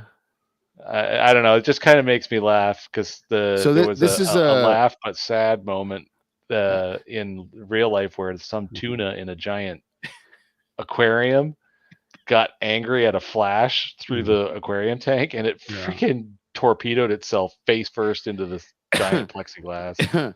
So this is the scene with this is Bo-Katan's throne room, right? Yeah. Where Grogu's on his way back, but they don't know it's Grogu yet. Skip to the scene with the where she's like, where she finally sees him. She's like, at a time, okay? She's like, oh. Right. So, all right. So, yeah, because right here, I wish you had the closed caption on. Right here, she's like, I told this MFer, I'm going to kill him. Yeah. I'm going to kill him. Yeah, we're going to take care of him once and for all. Yeah. You didn't say I'm going to kill him, but she says, no, she said, I'm going to take care of him once and for all. Come on, that's a death threat, bro. Come on. I don't think it was a death threat. I think that she was just basically going to make sure he doesn't. Dude, it's like, okay, so, I'm a big wrestling fan. I always like I don't use that hyperbole then. Like when somebody's like, I'm going to end you. I'm going to make sure you blah, blah, blah, blah, blah. I'm like, yes, the hyperbole that triggers your inner wrestling. Yeah, well, you're just threatening to kill him. So like this was a death threat. Like, I don't know. Then so there's the look right there. That's yeah. But you see right there, that's a look of confusion. She's like, no, it's not. Oh, she's like, what? Play it. No, there's an look. I'm not gonna. No, just like, you can play it for like 2 seconds. I'm not gonna play it. She's confused because she was expecting to see Mando, and instead she sees Grogu, and she's like, where is he? I do like how she referred to Din as whenever she was talking to Grogu. I really liked how she referred to him as your dad. I thought that was cool. Yeah. Well, that's because she knows that the Mandalorians are adopted for the most part, So, I really do like. I don't want her to break bad. I'm just saying, based off what I've seen, so don't worry about it. I really think she's gonna, man. Like, dude, she was so badass against that robot that she's gonna, or cyborg. Oh, they could do an arc with her where they make her go almost to the edge and then she calms down. I mean, that would be cool. That'd be cool. No, that would. Here's another big member berry right here. I love these ships. Yeah, this ship, Danny. Just so you know, this is a big member berry. Ow! Sorry. Ow! You are like way bigger than the cat. No, but his nails hurt, and he doesn't do it on purpose. I can't get mad at him.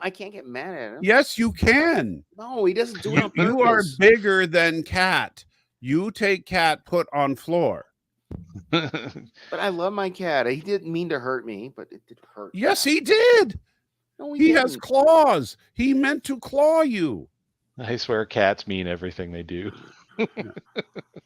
Anyway, so she comes in. I don't know how easy it'll be for you to pause it, but man, if you can get it on the giant city. Yeah. I don't know. There we go. Dude, look at that. Yeah. That's just ruination. That reminds me of Final Fantasy VII. You guys ever play that game? No. No. But I know I know the scenes you're talking about. That reminds me of Midgar. That might as well be called the city of Memberberry. No, it reminds me of Midgar from Final Fantasy VII. Yeah. No, it's that is the city of Memberberry. Oh man, yeah. Oh, look how cool he is. But I still don't get this. She went from wanting to kill him to like, I'm gonna go rescue his ass. I already explained it. I know. That's that whole nobody's allowed to kick. Yeah. He may be an SOB, but he's my SOB. Yeah. And again, that, like I said, that ship is a massive memberberry because anybody who's been a fan of the animated shows has been wanting to see a so-called live action version of that ship for a very long time. All right. Alex Lemons, thank you for joining the chat. Don't forget to hit that thumbs up button. Thank you so much for joining us. And don't forget, everybody, we will stop our show short for any kind of super chats you want to help out Michael J. Crawford with, because What does it need again? You need like a wheelchair or a thingy? I need, a lift in a chair. A lift, yeah, I need a lift. Yeah. Yeah. Help us Hopefully, out, man. I'm hoping the church is going to actually take care of the actual chair. We're working on that, but All right, we'll right see. on. Anyway, so then she goes in. Now, this first time we see her really in full regalia, ready to kick some butt. Well, this season we saw her. I'm saying, well, in this season, obviously. Oh, okay. Yeah. I mean, she brought it pretty good before, but she turns on all the toys down here in the cave. Yeah, no, I like how she doesn't have the force, but she uses her little like string thingy, like when she gets there is a specific episode, the dark saber. Yeah, there's this very specific episode of Rebels that I'm gonna tell you to watch. That'll fill in a whole bunch of blanks on all those weapons, by the way. Okay. Yeah. Although her guns don't seem to have a lot of stopping power compared to Mando's. No, but that's a classic problem with sci-fi is how powerful we're going to make the weapons. Right. And they change power constantly. Yeah, and they are the power that the plot requires. Right. Yeah, she's older than you and me, Danny, I think. Katie Sackhoff. Yeah. Well, Battlestar Galactica was quite a while ago, so it's like 2004. Yeah, I'm just checking. I mean, think about it. Oh, what? No way. She's younger. No, Goku, please. 1980. Oh, she's younger than me. Wow, I was born in 70. Yeah. Well, she's always had like that. I've seen things kind of. It's a nice way of saying. She was born in 1980. Yeah, that's a nice way of saying city miles. Go, please. Wow, she was born when. Oh man, I feel old. Yeah. Come on, dude. Come on. Thank you. Oh. All right. Well, that was my obligatory cat rape scene for the show. Sorry. Now, something else cool too, as far as member berries. You see how that? Oh, where'd that go? That was because we just got a donation, but I didn't have my screen up there. So just the tip donated $3, saying, "Here is the tip." Thank you very much. So you see Bo's helmet there, all the art. Yeah. Yes. That is. What's that red dot on the side? What's the red dot on the side of her head? It's something to do with her headband thing. It's a continuity carryover from the show. Yeah, or from the cartoons. Yeah, okay. She has glowy bits. But thank you, Just the Tip. I do appreciate it. Because it's just the tip. Well, I would have given you the whole thing, brother. Like I have, dude, no. I like, hey, I've only ever given you 2 super chats, right? Yeah, and they were both $50, right? All right. So you owe me about 20 or so more like that, and we'll be even. Yeah, that's what I was about to say. Yeah. That's okay. He always adds zeros to mine. So. Yeah. But yeah, the art on the helmet, that's a full carryover from the Clone Wars and Rebels. Like they just carry this everywhere. Right. So, and why? So who's the good? Maybe you can explain this to me because I'm having a hard time understanding. So are the crazies the one that don't take their helmets off? And the normie? The crazies are the only ones that don't take their helmets off. So all the other clans are willing to take their helmets off. Why is she helping Den if he's one of the crazy ones? And he's literally she literally helps him go on his quest to get redeemed by those psychos. If that's because she respects him. Why, though? That I haven't 100% been able to figure out, or I'm forgetting something key from season 1. Yeah, me too. There's something missing. I'm gonna have to rewatch. Dude, really? You're going out again? Hey, now that I've learned it works.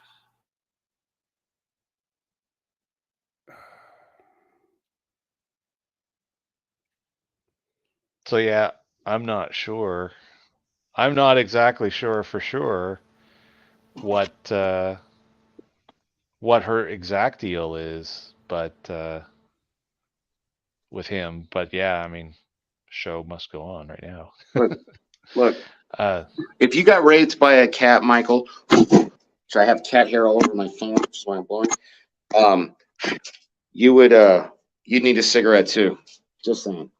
No, I wouldn't let the cat do that. It's because you're a dog guy. It's all good. Well, we have a cat. Really? Because I've never seen it. Yeah, because I don't let the cat attack me. Anyway, so something pretty. Huh? I have a cherry blossom tree in my front yard, and even though it's the exact wrong time of year for it to be blooming, it is because we're in Vegas. I don't know. Can you see it? Yeah. Yeah. Well, trees all across the country are blooming because, well, at least down here, blooming because of the weird weather. Gorgeous, right? Like fuck, it looks gorgeous. Like, looks like a tree. Yeah. Well, it was got the pinks and the purples and the. It's like, it's like, I'm not used to this in Vegas, man. Like something weird going on with the weather. Everything is usually dead in Vegas. Yeah, like it really is. I'm used to seeing just sticks, you know. All right, so Bo-Katan and Grogu are lowering themselves into the pit of hell, and and so they go in and start. Grogu is leading her to where Dad is, and you can see. I do like how emotive they've made Grogu, like right here with the ears down and everything. You can tell Grogu is scared. That's what I was saying. Like, even though he's like as you called him, a puppet, like the animatronics is on point. It's better than anything we ever got with Yoda, you know? Yeah. Yeah. And especially considering how small he is too. The package that they've got that stuffed into, it's impressive. Yeah. Like when does he here's my thing. Yoda was his height at 100. When is he gonna have a growth spurt? Are we gonna see this happen? Like in probably about 30 years if the show's still running. They're gonna leave him behind in a frog pond for a while, and then he'll grow. Yeah. He'll eat all the frogs. Yeah.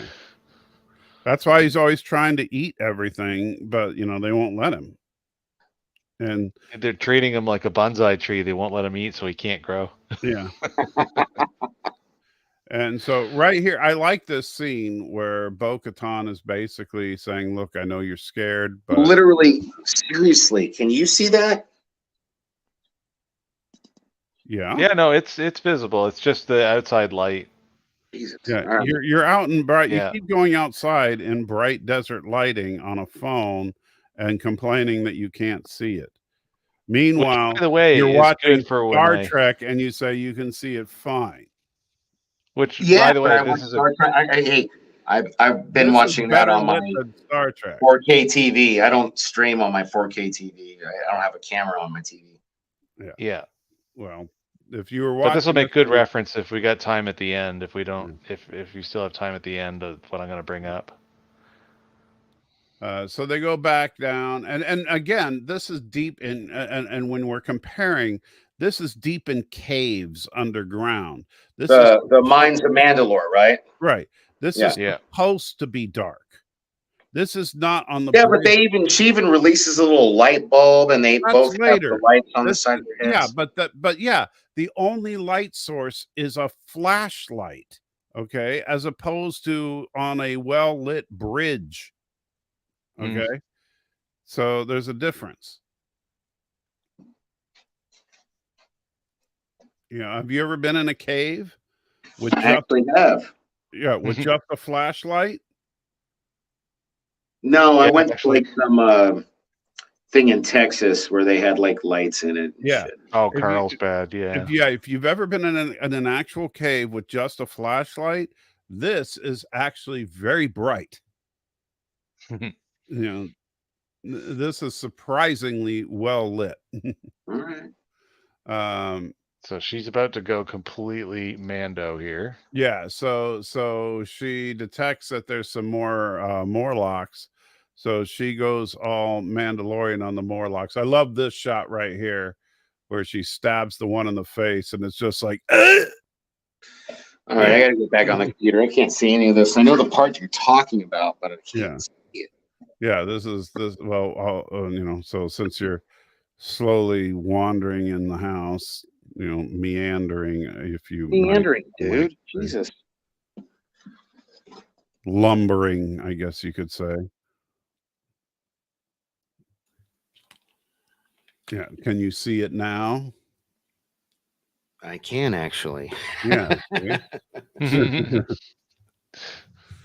All right. So yeah, these must be Klingons because they have 4 nostrils and 4 eyes. And 2 penises. Yeah, we didn't mean to say that, but yeah. So let's move on. So and I did like that one. So your dad didn't your dad tell you he's not the only Mandalorian? Yeah, that was a cool line. Yeah. And I really appreciated she kept referring, like, that's not the only time she called Din dad. Yeah, that's now twice at least now. Yeah. Right. And she also, whenever she talks about Grogu to him, says your kid. Yeah. So they continue on, and then we get the really disgusting part where we see this poor little droid being beaten up so it can pump out Din's body juices for him. And the droid just looks like, please kill me. That's funny you say that. I because when I saw it, both apply. Please kill me. But I just saw, like, why? Like, I was like, why? Yeah. And so he's working on sucking out his lovely juices. Yeah, the bloodletting is what that's called. Yeah. So then she shoots, he starts shooting back. She gets the dark saber, and is able to block his interesting lightning attack. She stabs him and thinks that she beats him by just stabbing him. She's such a badass. No, the next scene with the big thing is, oh my God. But I have to say, like, because right here, when she stabs him in the chest, I was like, well, that was anticlimactic. That was my first thought, because I was like this is over too quick. I need more. Wow. You didn't know he was I wasn't expecting a hermit crab. Yeah. You didn't expect a hermit crab to crawl off. Yeah. And then then we get the head crawling away right there. And I was like, John Carpenter shows up on the set for 5 minutes, and this is the scene we get. I actually really dug this creepy dude, man. Yeah, it was pretty awesome. I really liked it too. Yes. That was why it was my hot take, because this thing is just nuts. This is like the most ridiculous thing. And I like, she's like, what's that, Din? What's that? Behind you. It's like, well, here's my first thing. Bitch, can't you see I got blood being taken out of me? Could you, like, unhook that first before you start asking questions? It's like, come on. Yeah. Put my fire out. Then we'll talk. Then we can talk. So no, but this is just sparky, fighty. Oh yeah, dude. No, you gotta show, like, where she cuts, like, through the bottom, like he's butter. Like, no, just pause it on that. It's just like, yeah, that bottom cut is just dope, right? Yeah. Where she slides underneath. Yeah. Well, and it's the whole point that it shows that she understands the dark saber, and like, she should have it, but I don't. I hate the lore behind. Yeah, the lore rules of the Mandalorian. So to beat someone in combat, do you have to kill them, or could you just beat them? You just beat them if they yield, which is why he was allowed to keep the. I know. They should just do that. Just have a fight, and then, like, don't. But that's what I think. That's why I think that there's a chance that she could go kind of, I'll use the term gray, but like she could kind of go all shadowy, and then they get in a big scuff, and then she actually gets the sword. And I would personally love that. I would personally love it if she ended up with it. You know, Yeah, because remember in Book of Boba Fett, Jon Favreau's Mandalorian challenged him. Huh? There's a Mandalorian, the big heavy-set Mandalorian. Oh yeah, that big suited guy. Yeah. Oh, yeah. On the he's actually played by Jon Favreau. Really? Yeah, that's wow. Jon Favreau in that. Mandalorian. Yeah, that's Jon Favreau in Mandalorian armor. That's cool. That's crazy. And so I bet he was gassed after that scene. Jesus. Yeah. And so but he challenged him and lost. No, I do remember that, and that was. But remember, he had to be basically it's considered combat to the death, and one person has to yield, or die. Well, that's what I thought. I thought it was to the death. Yeah, death or yield, which is why Bo-Katan recognized Din as the rightful holder of the Darksaber because he beat what's his face there? Moff Gideon. Drug Lord. Moff Gideon. Yeah. So now this Pollo is an interesting. Loco. The campfire. Pollo Loco. I don't think that's what it was called, but no, I know. Sorry. So here's another member berry for fans of the sequels. A Roddenberry. Oh no, we're talking about Star Wars. Never mind. Sorry. Yeah. And so if you happen to be one of the 3 people out there that actually likes The Last Jedi. Oh God. Is that what she was saying? Pog soup. And the Pogs were those birds in The Last Jedi. That Chewie refused to eat. You know what? Yeah. I'm glad. I wish Chewie had eaten them, but yeah, he should have. I'm glad they ate them. Yeah. So apparently Mandalorians like to eat Pogs, which I think is kind of hilarious. No, I think it's great. It surely shows how strong the power of denial is, because I did not clue into that until you just brought it up. No, man, you know what I love? I love chicken. Well, but that's apparently chicken soup is Pog soup. Yeah, exactly. Star Wars. Yeah.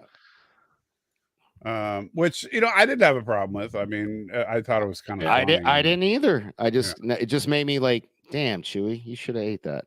Yeah. Well, I think that scene would have been in Last Jedi would have been so much funnier if Chewie had. Now, what are you doing, Danny? Nothing. I'm talking to you. No, Cece's here. Just chill out for a second, and I'll. No. Baby, he didn't believe me. Come say hi. What's that? Hold up. He didn't believe me. Say hi to what? To Michael. About? No, like I wanted to give her smooches. Can I come back in a second without you freaking out? Well, you know what? You just got home. You tell her that I'm trying to keep you from getting in trouble. Okay, he's trying to keep me from getting in trouble, baby. I'll be back. I got to give her smooches. All right. Anyway, I think that scene from Last Jedi would have been so much funnier if Chewbacca, remember he was about to bite into that Pog, and then he hesitated. Then he hesitated because he sees the other Pogs. I think then he should have just, doubled down. I think that then he should have stopped and looked at the Pogs, and looked at the one in his hands, and looked at the Pogs, and then we should have seen 2 more Pogs roasting on the fire. I like that. That would have been. Well, there we go. Double down, right? Yeah. KFC Double Down brought to you. Brought to you by Star Wars Pogs. Yes. That would have been way better than the garbage we got. Yeah. And so anyway, then we are getting ready to go back on our adventure, and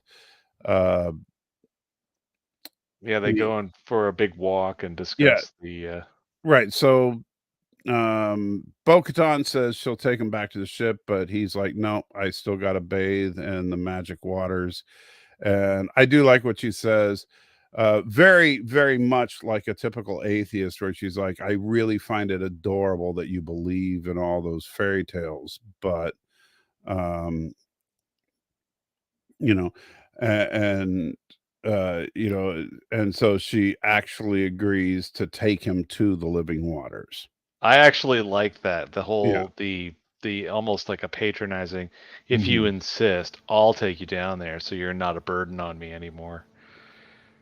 So And that you can do hey, this thing and go Thomas says away. we're calling the show by the wrong name. Well, what is the proper name then? I'm not It's sure. a Baby Yoda show. Oh, the Baby Yoda show, yeah. Yeah, because he was on Star about Wars that last week. Baby Yoda. Yeah. Not Star Wars Grogu, Star Wars Baby Yoda. And so Because as Apollo Creed said, whatever you say. yeah, I did like that. That was like his Yeah. little nod to the fans. And by the way, notice how scorched and everything his armor is from everything he's been through here. Yeah, it's like soot. It's like soot is able to get burnt onto it, but without it actually being damaged. Right. But you'll notice that after he gets into the living waters, it's clean again. Living waters, though. Yes. And so and her whole thing is she's saying that the reason she wants to take him to the living waters is just so that she can kind of see the look on his face when he sees how the living waters is really nothing. Yeah, she's expecting him to be utterly disappointed. Right. And that's what that's why my hot take was all about her experience in the living waters, because she's taking him down there to kind of deconvert him.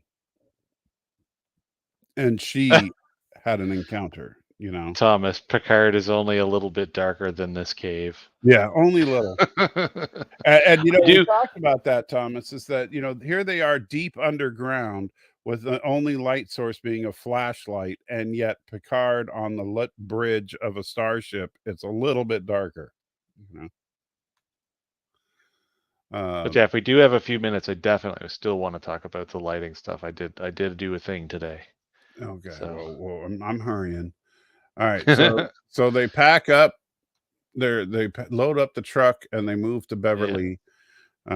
I do like this little shot when they're talking about you know, this is another great member berry, because I remember this exact shot, except with Obi-Wan when the first time that he goes to this city. Yeah. Oh yeah, way back in Clone Wars. Yeah. And so you know, when and he's talking about how it's hard to believe that this was full of our people. And this is a good bonding time for the two of them, because they're kind of talking about our people instead of my people and your people, you know. And I also like when she talks about how her father died defending Mandalore, and he says this is the way. And so, you know, another bonding moment for the two of them. And so they find the entrance to the mines, and they continue on. And again, I know that this is another one of those scenes that Danny was talking about as far as the lighting, but it's like, if you've ever been in a cave with only a single light source, this is actually on the bright side. So it's very, very dark in a big cave. You know, if and yeah, it can be very, very scary. And so they continue on their little trek downward into the caves of doom, and they finally get to the living water. The water. And then she goes full snark and starts reading the plaque like she's a tour guide. Yeah. And like a little. Yeah. And she emphasizes words like supposedly, you know, like this is where supposedly this happened, and this is where this is, you know, this is where apparently the first Mandalorian, you know, that kind of thing. And so then Din takes off his weapons and his backpack, which seems like the dumbest thing he could possibly do, and begins to recite the creed as he steps into the water. And as he steps into the water, he then is sucked into the water just as he says that his heart is, something about his heart being of Mandalore. Yeah, I forget the exact line, but it's like forever, and then shoop the not Balrog, and it wasn't a Balrog, Thomas Potts, because we didn't know what they looked like yet. Because all this Mandalorian lore far exceeds the. It's a myth, the dragon, mythosaur. Yeah, and which again is a terrible name. It's like unobtainium. It's just like So she then jumps in, uses her jetpack underwater, which is a totally badass move, and finds. She's a badass, man. Oh yeah, I didn't say she wasn't. So she finds him on the bottom of the. And by the way, man, is that some deep water. And she actually does an interestingly smart thing at one point, which I got a kick out of, with all the discussion of lighting and shooting styles and everything. At one point, she turns her light off to find Din. Yeah, so she can see his light. So she finds him real quick, grabs him, starts swimming upwards, and what does she see? Oh God! But man, I hope you can get the shot with the horns. It's like let it play through with the horns. It's the next frame here, right there. You could just see in the shadows. You could see the giant horns that are the side of the face of the Mandalorian so are they logo. Amphibious? Or are they like they can breathe in and out of water? I don't know. That I'm not sure. They were saying the legend was they like controlled the and so and so without saying a word, they just end it right there. Where she is like, because obviously Din didn't see it because he was unconscious, right? And that's why I think like she won't tell him, and she's gonna try to like utilize the power to her will, and break bad. I don't know. Now, before we lose this scene, though, I want to say something. Though this is really good. This is excellent image storytelling going on here, moving picture storytelling, because there's no dialogue. Katie Sackhoff never says anything. She never takes her helmet off in this scene, and yet with the pan in and her breathing hard, and then her breathing starts to shallow out, and then her head starts to move less, panicked. They convey this whole scene without ever seeing her face. Oh, your mic went off. Sorry. Yeah.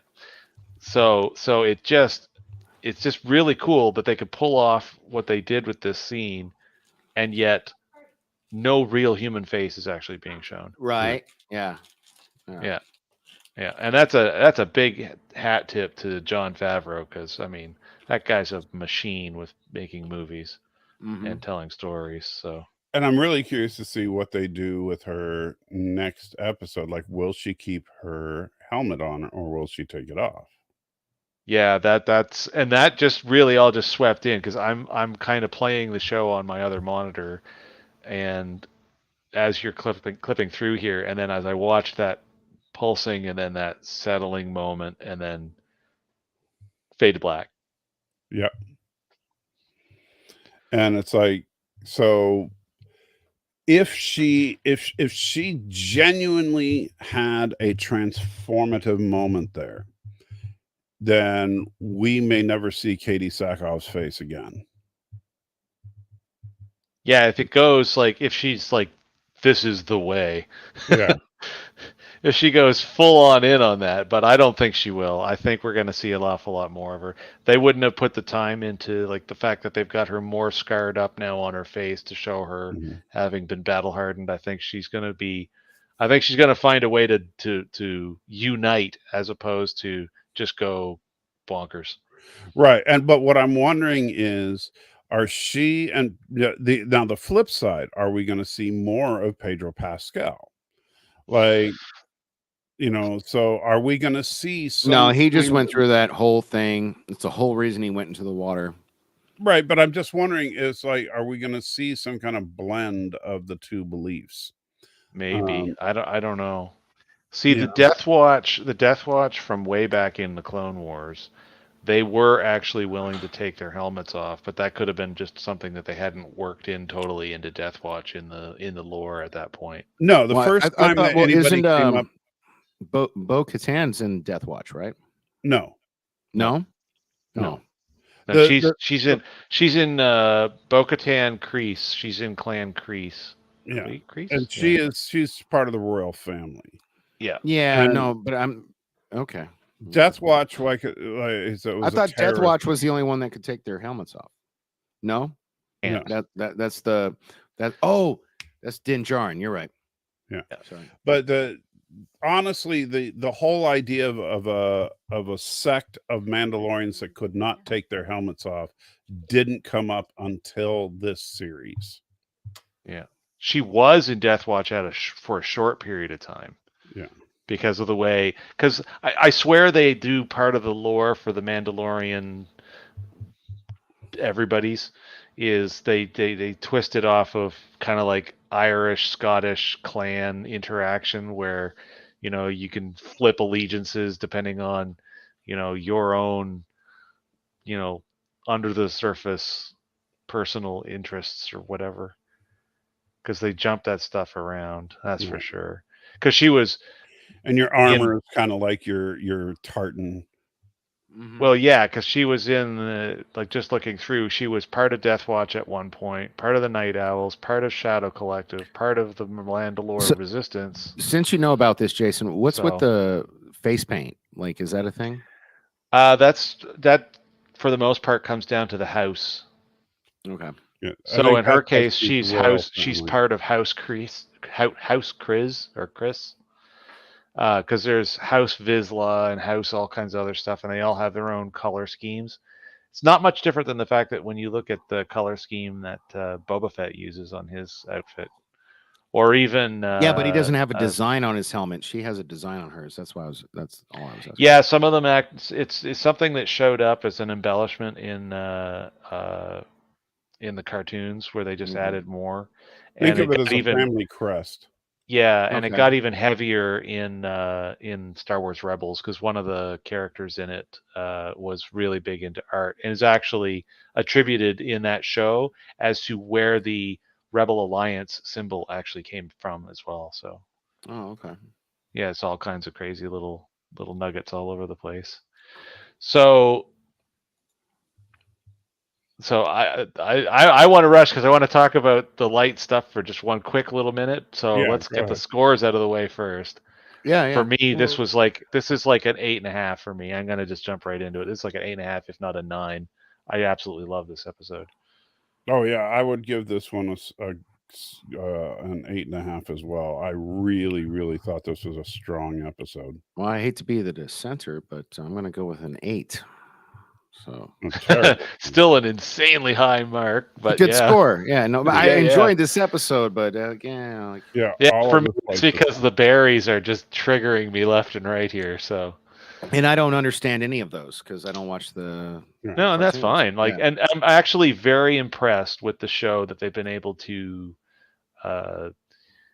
deliver the story content that sits behind the Mandalorian storylines as well as they have without having to force people to go and do homework. Because I can tell you, for the most part, me going on about a lot of this stuff is just me going, full. Well, if you're getting to the background stuff, it enhances it. But if you don't know it, you don't. It's not taking away. It's not taking away anything. Obviously, exactly. If I'm enjoying this, and I give an 8, but Yeah. So Jason has a special presentation for you. Nothing to show, but what I have to tell is I'm gonna just go boring blur. So what I did today was I made it a point of watching the episode on my gaming monitor, and then watching it, which is in my office, which is fairly controlled lighting, but I still had some of the lights on, but nothing reflecting off the screen or anything. So the screen is at a perfect angle for viewing. And then I watched it on our 4K 65 out in the living room in the daylight with the curtains quote unquote down, but there's no light control.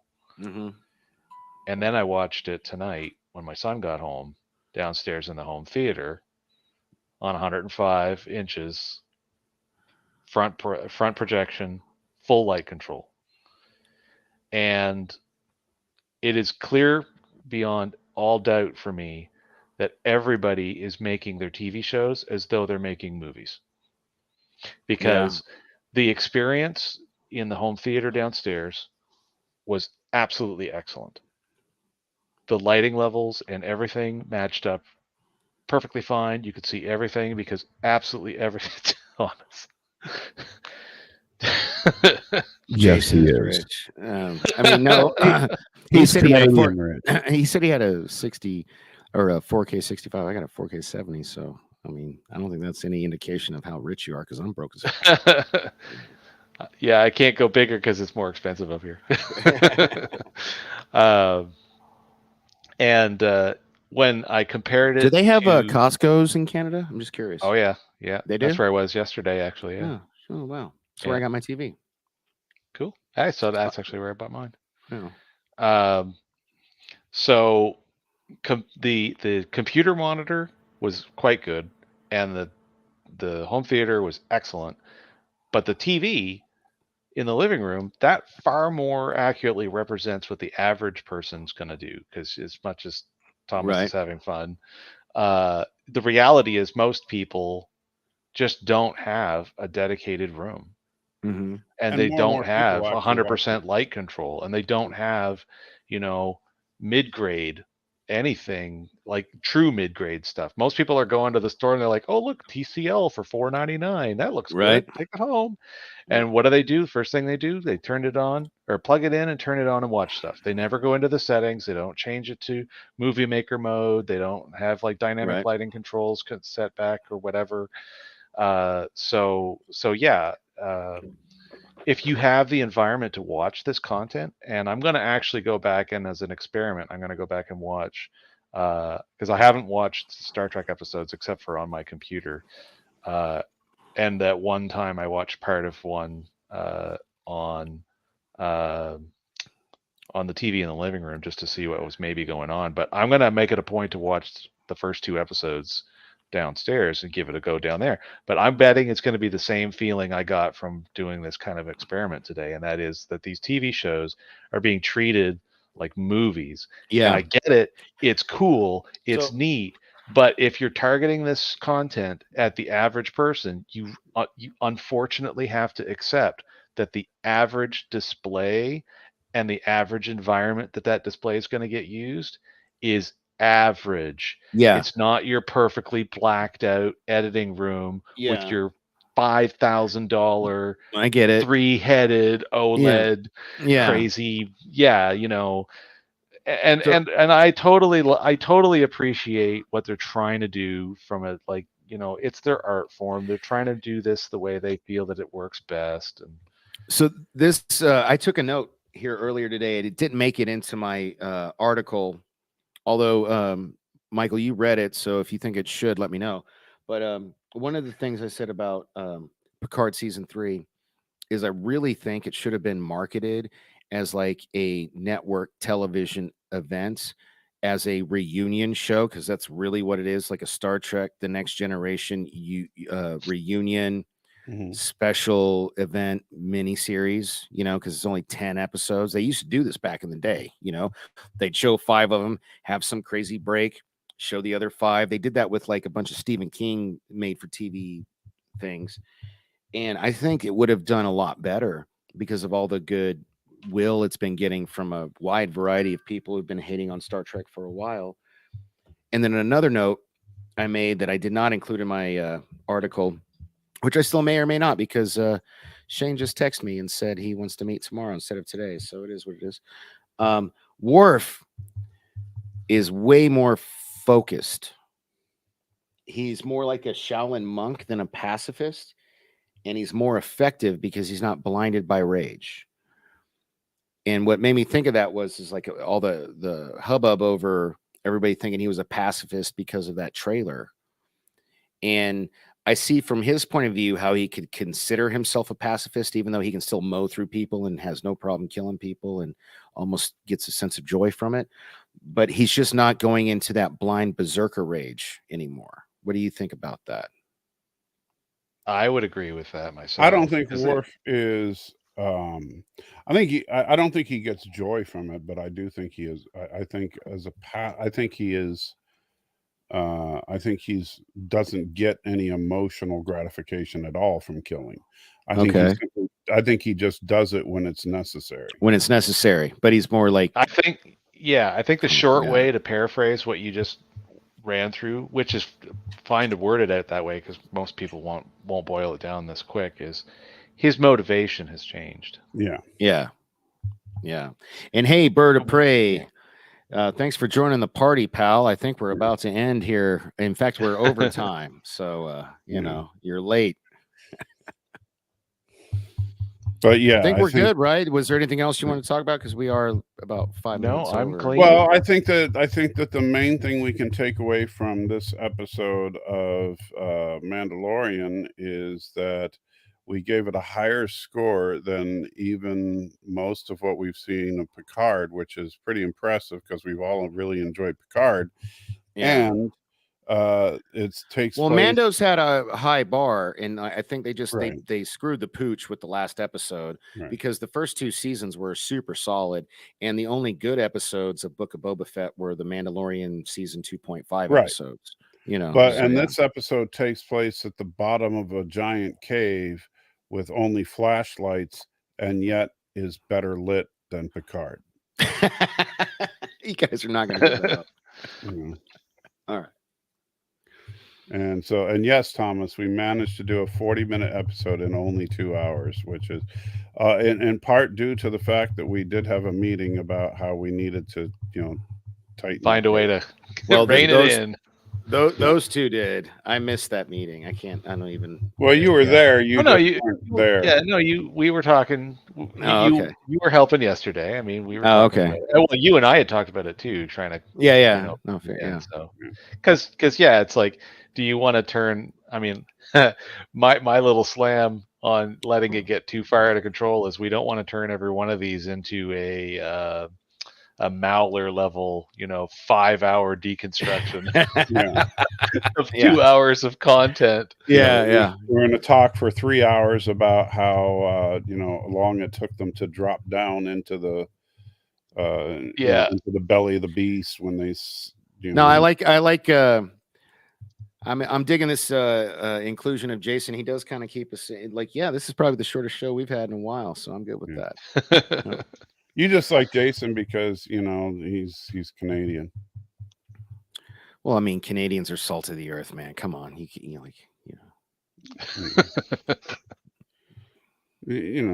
but he's he's from the living waters in Canada, where they have giant mythosaurs swimming around. Yeah, they're called moose. Yeah, moososaurs. Yeah, and if you can ride a moose, you can join any clan you want. And anyone ever in the history of humanity smoke that indoors, dude. Don't even think about it. Anyone in the history of humanity ever actually successfully rode a moose? I don't know, but it would not surprise me if someone's tried. I'm sure there's been many attempts. Yeah, I'm sure there's been many attempts. I've seen people try to hug Canada geese, and that is a very, very bad choice. So I'm sure they've done stupid things with moose too. Well, the geese, I'll tell you, at least geese don't have teeth. Yeah. These geese don't care that they don't have teeth. I know, but you know, Canada geese are stay sinfully on target. evil things. Stay on target. Stay on target. Hey, we got a little post-show meeting you and I have to do, and I still got stuff to do. So let's make like a baby and head out. well, you know what? You need to stop saying that. I don't like that saying. Oh, you don't? Okay, let's make like a virgin. It took me about extra 13 seconds to get that. Let's make like a virgin on prom night and wrap it up. No, we're not doing that one either. That's even worse. Let's make like a tree and get out of here and leave. Or get out of here. You get to get out of here, right? Yeah. You get out of here. You know, from Back to Future 2. Yeah. And then make like a Canadian and get out. Yeah. Get out. Get out of the boot. Yeah. So remember, you are the salt of the earth, and Danny is forever going to get in trouble. We're working on it, and you know, Jason, he's all right, and I'll be saved one of these days. It's all good. I'm okay.